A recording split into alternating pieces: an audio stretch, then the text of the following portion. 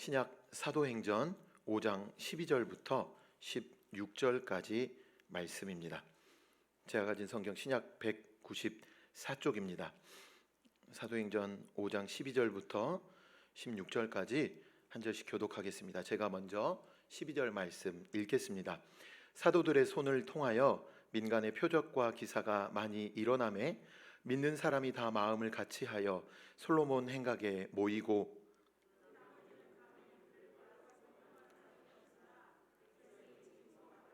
믿고 주께로 나아오는 자가 더 많으니 남녀의 큰 무리더라.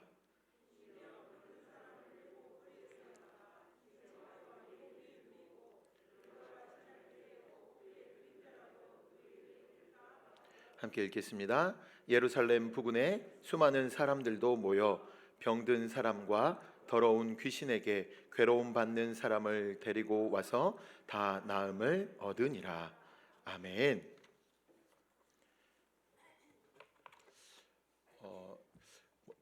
이심 전심 뭐 이런 말 잘 아시죠?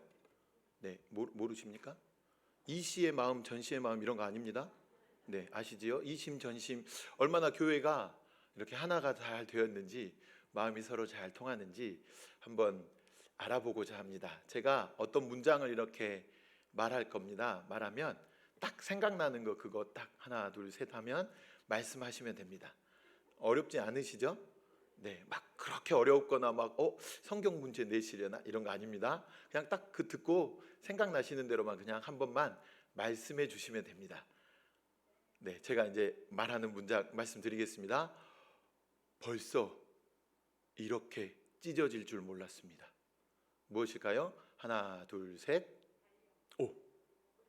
어머나. 우리 권사님하고 통했습니다. 네, 2월 1일입니다. 달력 한 장이 12장 중에 한 장이 벌써 이렇게 빨리 찢어질 줄 몰랐습니다. 바지 이러실 줄 알았는데, 속옷 이러실 줄 알았는데, 네, 감사합니다. 왜 이 말씀 드렸냐면, 자, 서로 이렇게 권면하시겠습니다. 서로를 보시면서 2월 한 달 더욱 본질에 충실합시다. 이렇게 권면해 주시겠습니다.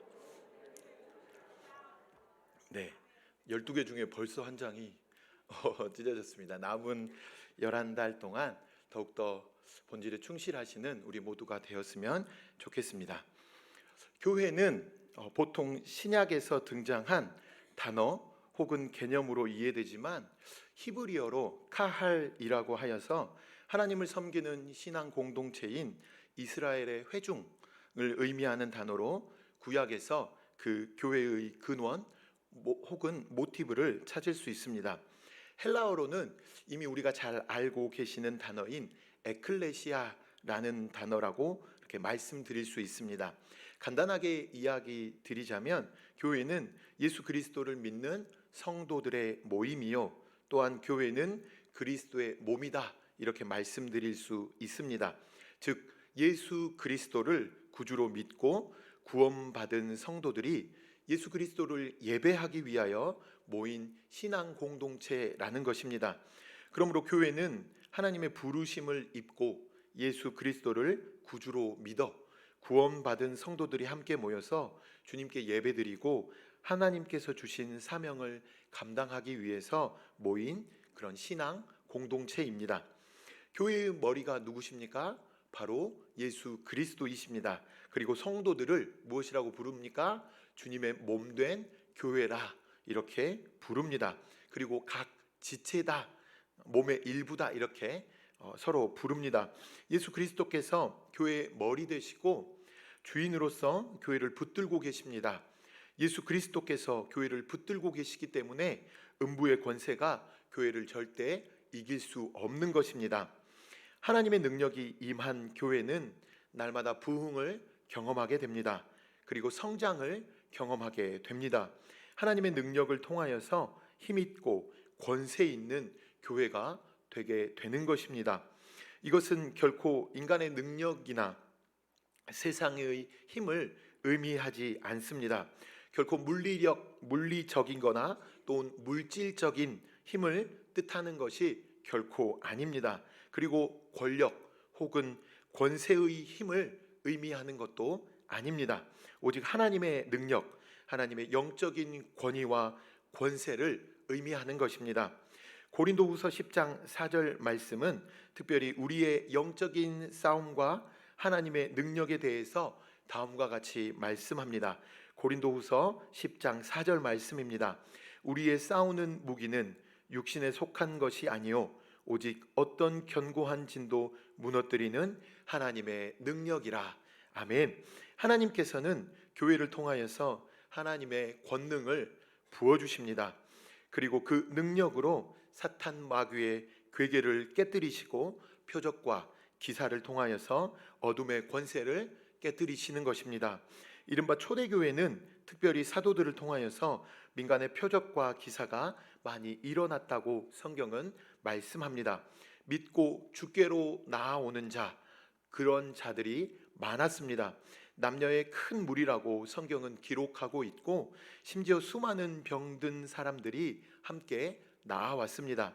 사람들은 그들을 메고 거리에 나가 침대와 요 위에 누이고 베드로가 지날 때 혹여 그의 그림자라도 누구에게 덮일까 이렇게 바랬다라고 오늘 본문은 기록하고 있습니다. 예루살렘의 그 부근에 수많은 사람들도 함께 모여서 병든 사람과 더러운 귀신에게 괴로움 받는 그런 사람들을 데리고 나아왔고 전부 다 나음을 입었습니다. 이렇듯 초대교회는 하나님께서 친히 역사해 주셔서 허다한 병자들이 고침을 받고 귀신이 쫓겨나가는 기적의 역사가 수없이 나타났습니다. 이것이 바로 하나님의 능력이었습니다. 이는 인간의 힘으로 되는 것이 아니라 하나님의 능력 그 자체였습니다. 그리고 하나님의 능력에 의한 것들이었습니다. 바로 우리 주님께서 허락하신 또한 복음의 능력이기도 한 것입니다. 로마서 1장 16절 말씀입니다. 내가 복음을 부끄러워하지 아니하노니 이 복음은 모든 믿는 자에게 구원을 주시는 하나님의 능력이 됨이라. 먼저는 유대인에게요 또한 헬라인에게로다. 아멘. 유대의 정치 종교 지도자들이 예수를 부인하라고 겁박을 하였고 예수님의 부활과 우리의 구주 되심을 즉 복음을 전하는 사도들을 잡아 옥에 가두고 매질을 하였지만 사도들은 사람보다 하나님께 순종하는 것이 마땅하다 이렇게 선포하고 이야기하면서 오히려 그들의 겁박과 매질에 아랑곳하지 않고 담대하게 복음을 선포하였습니다. 이 복음을 듣고 많은 사람들이 회심하게 되었습니다. 그리고 주님께로 나아오게 되는 역사가 펼쳐지게 된 것입니다. 이렇게 누구든지 복음을 듣고 복음을 믿으면 구원을 받습니다. 예수 그리스도를 믿기만 하면 구원받은 역사가 나타나게 되는 것입니다. 로마서 말씀처럼 유대인도 헬라인도 혹은 지식인도 배움이 없는 사람도 또 혹은 많이 가진 사람 또는 적게 가진 사람도 그 어느 누구든지 예수 그리스도를 믿기만 하면 구원을 받는 역사가 나타납니다. 이런 복음의 능력이 우리에게 구원을 주시는 하나님의 능력이기 때문에 그렇습니다. 그 복음, 그 능력의 복음을 하나님께서는 교회를 통해서 세상에 전하도록 하셨다라는 사실이 우리에게 시사하는 바가 큽니다. 이것이 바로 교회가 가진 믿음, 교회가 가진 신앙의 능력이기 때문에 그렇습니다. 요한일서 5장 4절 말씀입니다. 무릇 하나님께로부터 난 자마다 세상을 이기느니라. 세상을 이기는 승리는 이것이니 우리의 믿음이니라. 아멘. 세상을 이기는 믿음, 이것은 하나님께로 난 자들, 즉 교회에 하나님께서 허락하셨다라는 의미입니다. 예수님께서 하나님의 아들임을 믿는 믿음을 가진 사람들은 바로 세상을 이길 수 있습니다. 죄의 유혹을 뿌리치고 사탄 마귀의 괴계를 깨뜨리고 날마다 세상의 정욕과 또 마귀의 관계로부터 피 흘리기까지 대항하며 싸워 승리하게 되는 것입니다. 이것이 바로 하나님의 능력이 임한 교회, 힘과 권세가 있는 교회의 모습입니다. 스가랴 4장 6절 말씀은 다음과 같이 말씀합니다. 스가랴 4장 6절 말씀입니다. 그가 내게 대답하여 이르되 여호와께서 스룹바벨에게 하신 말씀이 이러하니라. 만군의 여호와께서 말씀하시되 이는 힘으로 되지 아니하며 능력으로 되지 아니하고 오직 나의 영으로 되느니라. 아멘. 하나님께서는 인간의 힘과 능력으로 교회를 세워 나가시거나 이끌어 가지 않으신다 말씀하십니다. 말씀처럼 방금 스가랴 4장 6절의 말씀처럼 오직 하나님의 영으로 하나님의 능력으로 교회를 이끌어 가신다 선포하시는 것입니다. 그렇다면 능력이 임한 교회, 힘있고 권세 있는 교회의 모습은 과연 어떤 것이겠습니까? 첫 번째 모습은 받은 은혜를 깨닫고 감사합니다. 오늘 본문에 앞서 두려운 사건이 하나 소개가 되고 있습니다. 사탄의 역사에 의해서 하나님을 속이고 자신의 재산 얼마를 감춰 하나님의 심판으로 죽음을 맞이하게 된 아나니아와 삽비라라고 하는 부부의 이야기입니다. 그 부부는 수많은 표적과 기사를 통해 하나님의 살아계심을 경험했습니다. 정작 그렇게 하나님의 살아계심을 경험했지만 정작 하나님의 은혜를 받지 못한 안타까운 사람들이었습니다. 은혜가 강하게 역사하는 교회에서 신앙생활을 한다고 하였지만 그와 같은 하나님의 은혜, 하나님의 역사, 성령의 권능을 눈으로는 경험했지만 보기는 했지만 친히 자신이 체험하지는 못했던 것입니다. 좋은 모습으로 성도들을 섬기는 모습까지는 다른 성도들과 동일했지만 그 안에 적용한 내면의 탐심을 다스리지 못해 성령 하나님을 속이고 엄중한 하나님의 심판을 받게 된 것입니다. 이는 교회를 견고하게 세워 가시는 중에 하나님의 은혜를 깨닫지 못한 그 부부에게 내리신 하나님의 징벌이었습니다. 주께서 사랑하시는 성도 여러분, 성도는 하나님께 받은 은혜를 반드시 깨달아야 합니다. 우리는 너무나도 많은 은혜를 받고 살아가고 있습니다. 내가 나 된 것은 오직 하나님의 은혜로 된 것이다 라고 했던 바울 사도의 고백처럼 우리가 예수님을 믿고 구원을 받은 것도 오늘 지금 여기까지 우리를 인도하신 모든 것이 오로지 주님의 은혜 때문입니다. 그러므로 이를 통해서 우리는 언제나 하나님께 감사하며 하나님 앞에 나아가 오직 하나님의 은혜입니다 라고 고백하는 우리 모두가 되어야 하겠습니다. 다음으로 능력이 임한 교회의 모습, 그 두 번째는 마음을 같이하여 모이기에 힘쓰는 그런 모습이 나타납니다.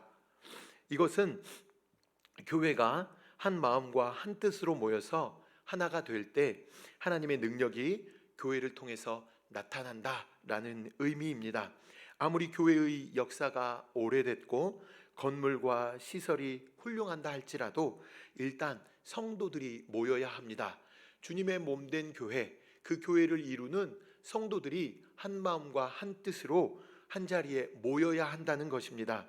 성도들이 모이지 않는다면 그 교회는 생명이 없는 교회, 죽은 교회입니다.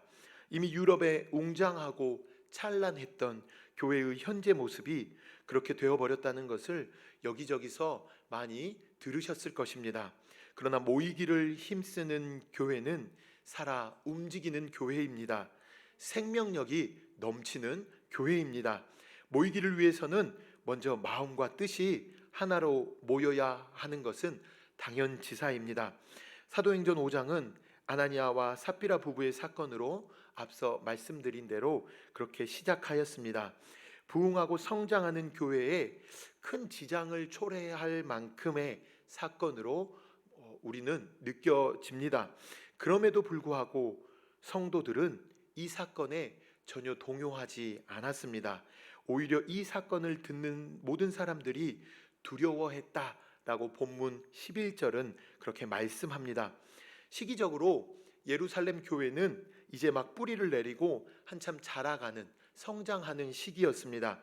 이때 사탄이 뿌린 죄의 씨앗들이 교회에 퍼져서 자라가게 된다면 교회는 하나님께서 허락하신 구원의 방주로서의 역할과 기능을 상실할 위험이 있었던 것입니다. 그래서 하나님께서는 사탄의 악한 괴계로부터 교회를 보호하시기 위해 성령과 교회를 기만하였던 그 아나니아와 삽비라 부부를 대단히 엄중하게 심판하신 것입니다. 이 사건을 통하여서 하나님께서 살아계신 것과 친히 교회를 감찰하고 계신다는 것을 성도들은 깨닫게 되었습니다. 그들에게 그로 인한 두려움이 임하게 되었습니다. 그렇게 초대교회는 그런 사건에도 불구하고 전혀 동요됨 없이 동요하지 않고 더욱 열심으로 모여 하나님을 섬기게 된 것입니다. 초대교회 성도들은 날마다 성전에 모여서 하나님을 예배하였습니다. 성도들과 함께 교제하였습니다. 그리고 흩어져 나아가 세상을 향해 나아가 복음을 담대히 전했습니다. 이렇게 모이기를 힘쓰는 것은 오늘 우리에게도 동일하게 도전하시는 말씀입니다. 히브리서 10장 25절 말씀입니다. 모이기를 패하는 어떤 사람들의 습관과 같이 하지 말고 오직 권하여 그날이 가까움을 볼수록 더욱 그리하자. 아멘. 또 마태복음 18장 20절 말씀은 우리에게 이렇게 말씀합니다. 두세 사람이 내 이름으로 모인 곳에는 나도 그들 중에 있느니라. 아멘. 주께서 사랑하시는 성도 여러분, 주님의 이름으로 성도들이 함께 모인 그곳이 어디겠습니까? 바로 교회입니다. 그렇게 성도들이 함께 모인 교회에 바로 주님께서 함께하여 주시고 주님의 능력이 임하는 것입니다. 모였을 때에 우리에게 새 힘을 부어주시고 하나님의 은혜를 경험할 수 있게 되고 하나님을 예배할 수 있게 되는 것입니다. 마음을 같이하여 모이기에 힘쓰시는 우리 모두가 다 되시기를 간절히 소망합니다. 함께 모여서 주님의 능력을 풍성히 경험하시고 새 힘을 공급받으시며 하나님의 은혜를 경험하는 우리 모두가 다 되시기를 간절히 바랍니다. 다음으로 능력이 임한 교회의 모습 세 번째는 백성들에게 칭송을 듣는다는 것입니다. 본문 13절 말씀입니다. 그 나머지는 감히 그들과 상종하는 사람이 없으나 백성이 칭송하더라. 아멘. 본문의 말씀에서 그 나머지라는 말은 믿지 아니하는 유대인들을 가리키는 것으로 추정이 됩니다. 상종한다라는 말은 콜라스다이라는 말인데 함께 접합시키다, 붙어있다, 연합하다라는 의미를 지닌 그런 단어입니다. 이 말씀은 그 당시 불신자들이 예수 그리스도를 믿는 성도들과의 교제를 꺼려했다는 것입니다. 실제로 유대 종교 지도자들이 예수님과 사도들에 대해서 대단히 적대감을 가지고 있었기 때문입니다. 그 때문에 그들은 성도들과의 교제를 감히 엄두를 낼 수도 없을 정도로 두려워했고 또 혹은 부담스러워 했었습니다. 그럼에도 불구하고 그들은 성도들을 칭송했습니다. 그 이유가 무엇이었을까요? 바로 성도들의 삶의 모습 때문이었습니다. 초대교회 성도들은 예수님의 사랑, 예수님께서 행하셨고 예수님께서 가르쳐 주셨고 예수님께서 직접 본을 보여주신 그 예수님의 사랑을 실천하며 살았습니다. 예수님께서 주신 새 계명을 실천하며 살았습니다. 서로 사랑했습니다. 서로 아껴주었습니다. 서로 붙들어 주었고 양보하고 남을 나보다 낮게 여기고 서로 화목하며 희생하는 아름다운 사랑을 실천하며 살았던 것입니다. 이러한 상황 가운데서 주위 사람들로부터 칭송을 듣게 되었고 존경을 받게 된 것입니다. 이렇게 교회는 능력이 임하였고 부흥하고 성장하게 되었습니다. 14절 말씀처럼 믿고 주님께로 나아오는 자가 더 많으니 남녀의 큰 무리였다, 이렇게 말씀하고 있습니다. 마지막으로 능력이 임한 교회의 모습 하나를 살펴볼 것인데 그 모습은 바로 많은 사람이 주께 돌아와 구원받은 역사가 일어났다는 것입니다.